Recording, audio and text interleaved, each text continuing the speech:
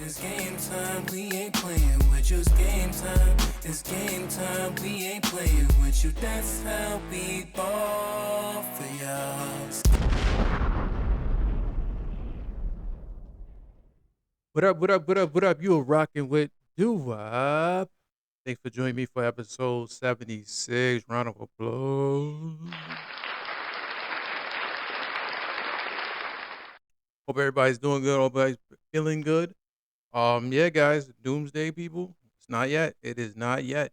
You know, it is not yet.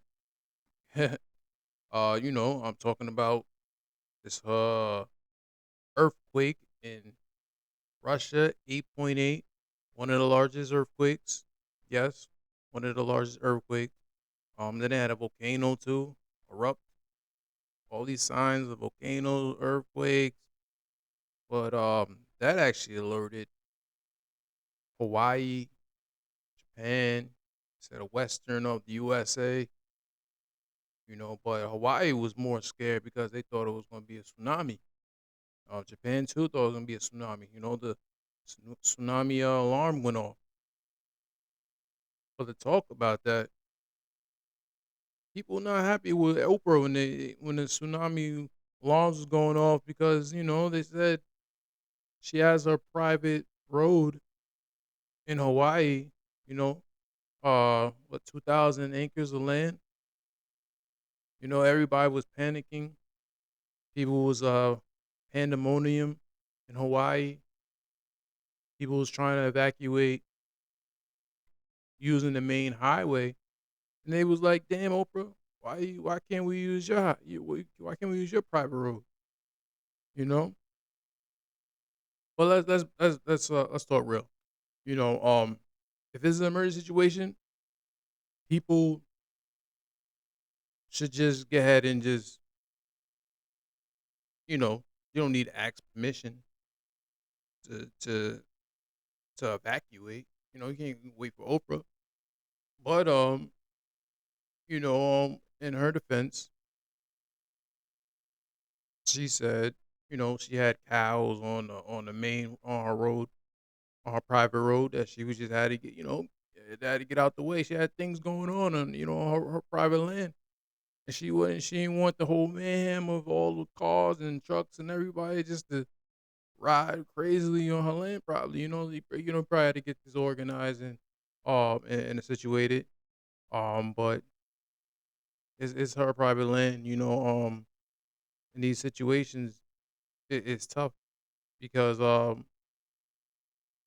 how how how do you need to ask permission if you it's an emergency situation? But she did open it up.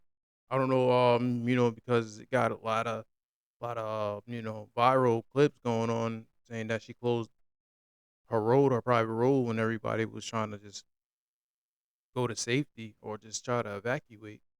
But she did. She opened it up. You know what I mean? Letting like 50 cars come through. And then some people thanked her. But you got U.S. That's Hawaii. I mean, at the end of the day, they said she paid like $6.6 million back in the early 2000s. And now they're saying like it's probably worth like 300 million. Yo, that's Hawaii. I mean, that's you gonna put it up for sale, and she bought it. Obviously, and I think she even made the road for herself. That wasn't even a road, and she went there and built the road for her, probably just to have easy access to go in and out of Hawaii. And she liked to be there. So hey, I get it. I get it. That's just some billionaire shit. And he's like, whoa, whoa, why are you not letting us through? You got all this land. It's an emergency situation. We don't know what she was doing on her land. She had cows in the way. They was gonna get messed up. She had farm, whatever is gonna get messed up. I mean, they like forget all that. We gotta go to safety. You thinking somebody come on your property, how would you feel? But you just let them in quickly. Hey, but she's like, nah, hold on now. Let's get this all situated. Let's see how many cars gonna run through here. I got things going on. But hey, it was a bit of a tragic situation. If anything did happen, but it was like a false alarm. But now, say New York, New Jersey, just had a little earthquake ourselves over here. I mean, I ain't feel it, but I'm sure these things that are occurring, these earthquakes and stuff like that. People get a little worried, especially when it comes to earthquakes and volcanoes, tsunamis, and fire and all that stuff. It's a unfortunately natural disasters that we don't want to happen. So my doomsday people, please, no, not yet, I don't want. I don't want to be around. I don't want to be around for that. I don't want to be around for that, boy. But yeah, let's all stay safe out here. Let's all put some good energy out there, and just pay attention. I hope that everything is good, and hope it's the gods is playing goods, not doing some other devilish stuff. But we'll just pay attention. I hope everybody stays safe. Talking about safe, it was a rumor saying Donald Trump was got the pardon Diddy. Looks like he shut that down quickly. He shut them rumors down. 50 was quick to let us know too. 50 was quick to let us know. That's what Donald Trump had to say.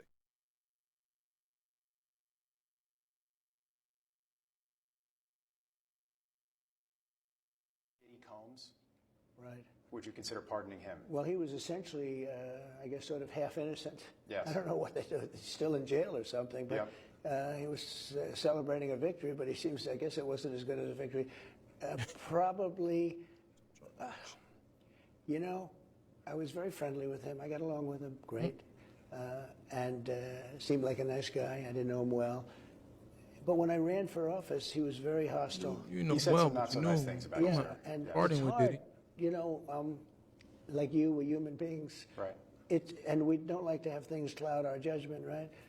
But when you knew someone and you were fine, and then you run for office and he made some terrible statements. So I don't know. It's more difficult. It makes it more. I'm being honest. It makes it more difficult to do. But more likely a no for Combs, I it would sounds say like. so. Okay. Yes, I would say so. Sean Diddy Combs. I mean, you know, it just sucks. It sucks sometimes. Yeah, you gotta live with the choices you make. That's how you say you don't really like him, then you can't ask for his help. At the end of the day, you can't ask for his help. But Diddy still in jail. People waiting to see, will he get bail, or even is it even fair for him to still be in jail when he only got really convicted of like sex trafficking. So but or escorting, just sex escorting trafficking. It's not. It wasn't even sex trafficking. Whatever, But still gotta wait. Still gotta wait. What God? Still say October. Ugh. So we would pay attention and see if Diddy actually gets out. Well, he's probably gonna get out, but see if he gets out on bail. Still battling that choice to see if he's gonna make it. But Donald Trump's like, nope, that's not nice. I'm not gonna do anything about that. Oh, yeah. Everybody been talking about this guy, Julian Brown. He invented. Well, he's actually an inventor. He's inventing different things, but the big thing that he's talked about right now is basically turning garbage, plastic into gas. You know, um, he tested it on a truck. The engine was sounding good. It was revving up. It was running good. Looks like it's gonna run good. But the talk was because he was actually thought he was missing for 3 weeks because he hasn't showed up on social media and said anything. And everybody's saying the rumor like, man, you gotta protect that man. Because that's basically a game changer to the world. You find turn garbage into gas. There's a bunch of garbage all over the place. So if people can get together and use his machine, his invention, and turn it into gas. Definitely valuable and game changing to the world. So everybody's like, "Oh, protect that man." You know, 'cause they, you know, he even said it one time. He said he was getting death threats and this and that. He had people following him and people hacked his social media and things like that. So you know, because that is something that's very worth us changing the game when it comes to the oil company and things like that. So I don't want to put bad talk about on him, you know, or too much pressure on him, but he's definitely doing something. Prevention, black man from ATL, you know, so just the mindset, just keep going, hard work of whatever he wants the event on his mind. He's been dedicated, and he came up with this great invention. So yeah, salute him, but show you what he's up, you know, what he actually doing.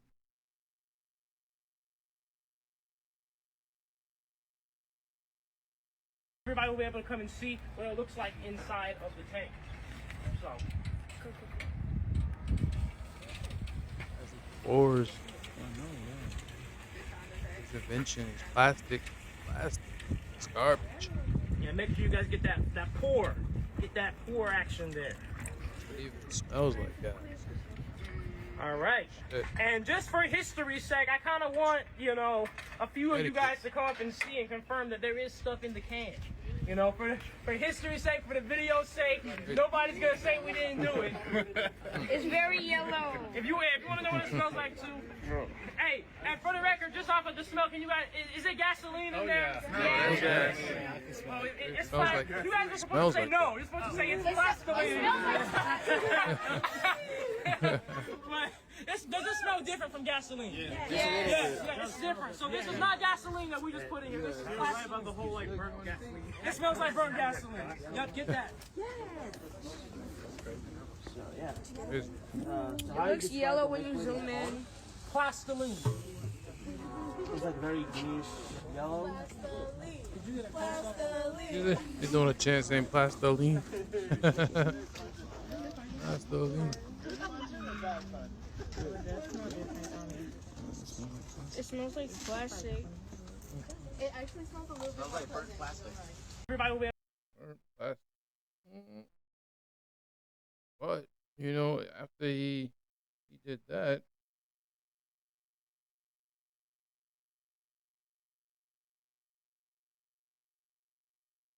he had to, history right now. You ready, get it Bobby? going.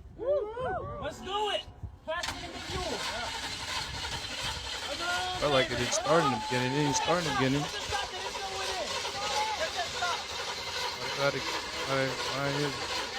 This Pastoline starts to keep going. Wow. Game changer. Game changer.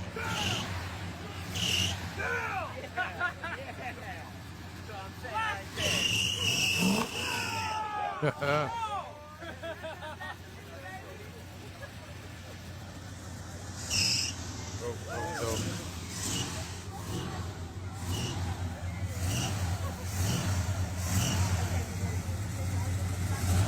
somebody at an event has garbage waste and plastic. Ew, just protect that man. Definitely protect that man. Protect that man. You know, protect that man. So it looks like you know, talked about the incidents where, you know, Shannon Sharp had settled out, you know, the $20 million of the OnlyFans girl.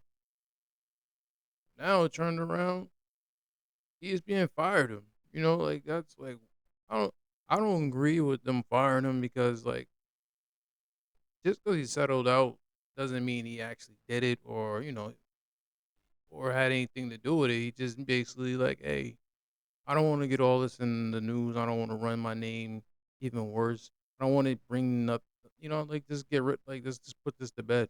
You know, like here, take the money is what you all wanted anyway. Just take the money and go. Now it costs him $100 million deal he had on the table with ESPN. Jeez, But he did respond. He did respond to the what happened. So this is what he had to say.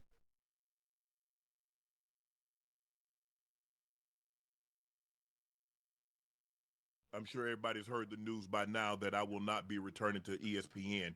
I found out this information a little earlier in the week, and really the only thing that I really ask is like, guys, could we wait until Monday? My brother's going into the Pro Football Hall of Fame. I really wanted to be about him, and I wanted to be about my family. I know this would, I said, this coming out will overshadow everything that he's worked his entire life for. And unfortunately, it didn't happen that way. And so, as I told him, as I profusely apologized to him earlier today, he said, bro, stop apologizing. You don't have to apologize. I'm your big bro. I'm going to love you regardless. We all make mistakes. And he says, bro, I love you. So I'm done with this. You're done with it too. Move on. And I really enjoyed my time at ESPN. It gave me an opportunity to bring my audience that saw me really just grow. They saw me, Lakers in 5, and they saw me say all these analogies that my grandparents gave me, and I was able to bring that to ESPN. So I'm very, very grateful for that. But I just wished, of all things, like I said, hey, they did what they felt they needed to do, and I'm at peace with that. But I just wish, guys, this thing could have waited until Monday, because I hate the fact that I'm overshadowing my brother, the first two brothers in the Pro Football Hall of Fame, and this is what the headline's going to be for the next couple of days. So, bro, again, I know you told me this, I don't have to apologize, but I'm going to do it one final time tonight, and I won't apologize again. I'm sorry that I upstaged you in this manner. That was never my intent. You've been my hero. You've been my role model from as long as I can remember. And I apologize, and I thank all my fans for supporting me when I was at ESPN and every place that I've been, be it Club Shay Shay, Nightcap, Undisputed, ESPN. Thank you guys for. Shameless plug. Shameless plug. But yeah, I mean, people keep telling you, like, damn, man, he messed up. Now he really messed up. Now, damn, he lost. He had to give out 500 million. Now he's even lost his deal with 100 million. I mean, Shannon Sharp, he's still a hardworking, brilliant guy. The way he put things together in the support system. So I don't see him gonna be hurting off this. It's just so this is a lesson again. Just like then we just gotta be aware. You gotta be aware of how you act and the freaky things you do with somebody if you don't really know them or you don't really trust them. But you don't really know until you're in that situation. So he just made him another mistake. Another mistake, and all you can do is what when you make these type of mistakes. All you can do is learn from them. So he's definitely learned from these mistakes, and he's gonna keep his head high, and look for the next opportunity he got going. That ain't gonna stop what he's doing. It's just a parts ways from ESPN, but I'm sure somebody else will definitely want him on the team and give him another opportunity and give him another chance because that was just that was just like rumors that was not really proven in the court of law of anything. So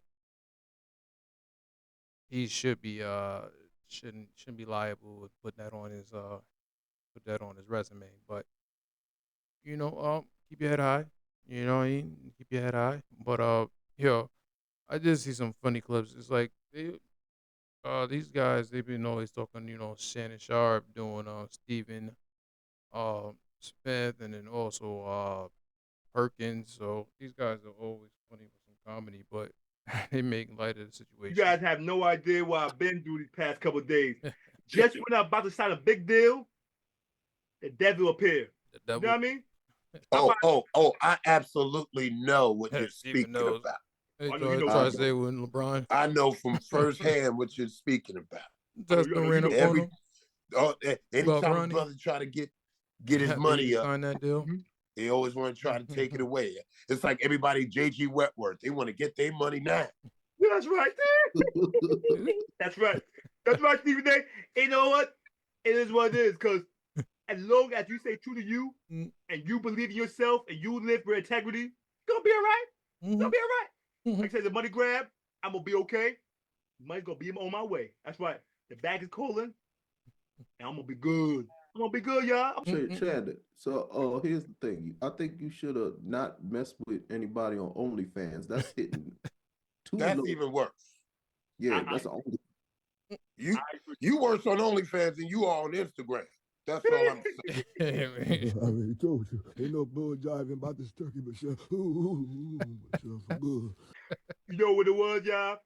Oh, it was late no. night. You know me. She was hit my DM up. You know, you late night. You lonely by yourself, and that your little man get aroused. Oh, no. You start thinking about crazy things. I say, no, why not?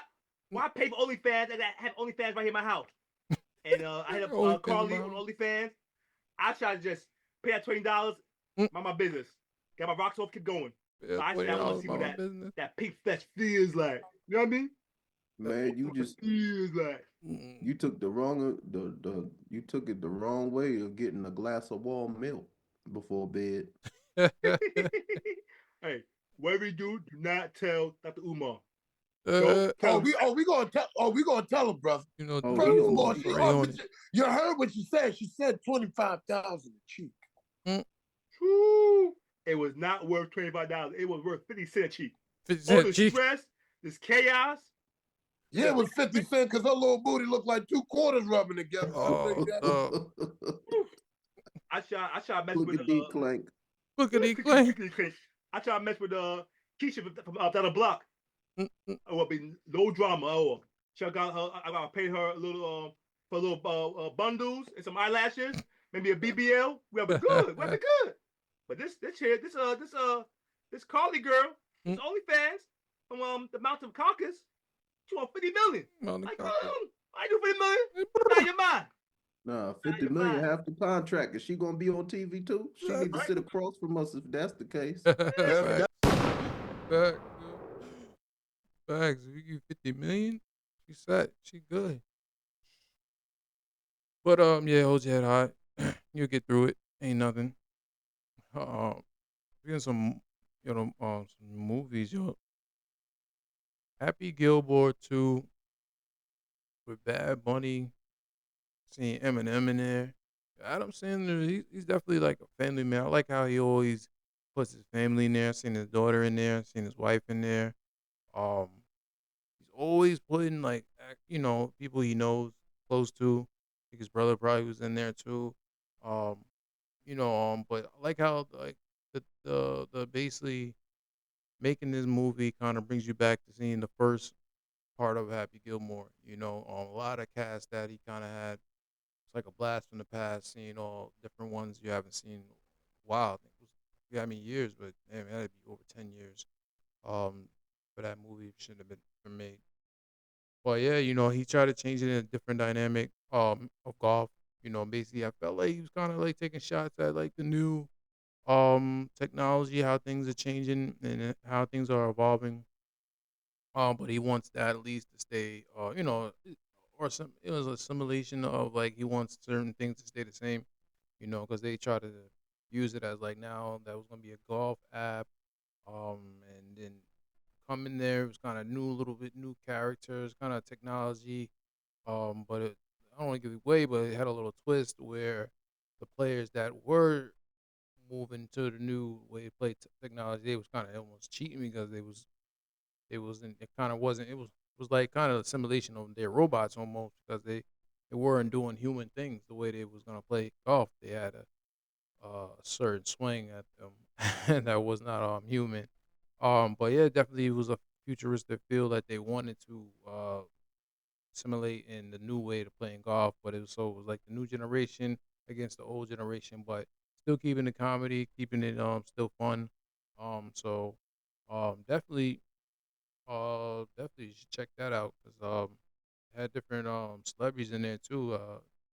From Kelsey, I think they said Taylor Swift maybe would have been a bear when he was in the woods, but yeah, it's definitely starred out. So it was funny. It was funny. It's always funny. I like the first one. Like the second one. I like how he had to start all over. Because he kind of his wife died, or but he still had the vision from using from the beginning of the Happy Gilmore, because that was his like focus or his like happy place. He always thought of his wife in that nice little lingerie, looking on it like a cloud, and then with the beer. Then he kind of just took it back, like now he can't drink now, but he had a different way of kind of just going to his happy place. But yeah, it's dope. It's dope. Yeah, it's a dope movie. So I always enjoy watching Adam Sandler movie, the ways he put things together. So yeah, definitely go check out that. But they had like five things behind the scenes that people didn't know. So I'll check that out too. Like, yep.